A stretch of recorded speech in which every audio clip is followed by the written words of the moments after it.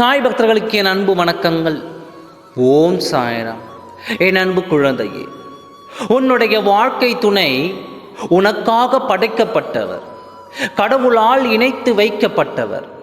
இப்பொழுது இருக்கும் சூழ்நிலையை வைத்து எந்த ஒரு முடிவையும் நீ எடுக்காதே. சிறிது காலம் பொறுமையாக இரு. அனைத்தையும் நான் தான் மாற்றுவேன். உண்மையான உன் அன்பை புரிந்து கொண்டு நீதான் எல்லாமே என்ற நிலைக்கு உன் சாயப்பா நான் கொண்டு வரச் செய்வேன். நம்பிக்கைக்குள்.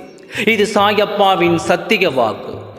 கோபமாய் பேசினால் குணத்தை இழப்பாய், அதிகமாக பேசினால் அமைதியை இழப்பாய், வெட்டியாக பேசினால் வேலையை இழப்பாய், வேகமாக பேசினால் அர்த்தத்தை இழப்பாய், பொய்யாக பேசினால் நற்பெயரை இழப்பாய், அவதூறாக பேசினால் இறையருளை இழப்பாய், அநீதியாக பேசினால் அனைத்தையும் இழப்பாய், சிந்தித்து பேசினால் சிறப்போடு இருப்பாய்.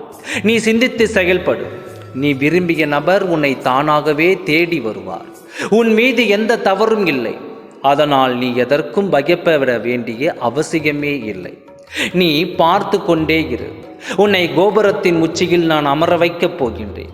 உன் துணையிடம் நான் சொல்லும் ரகசியத்தை சொல். நீங்கள் இருவரும் ஒன்றாக சேர்ந்து சந்தோஷமாக வாழப் போகிறீர்கள். சந்தோஷமாக இரு. நல்லதே நடக்கும். ஓம் சாய்ராம். நன்றி. வணக்கம்.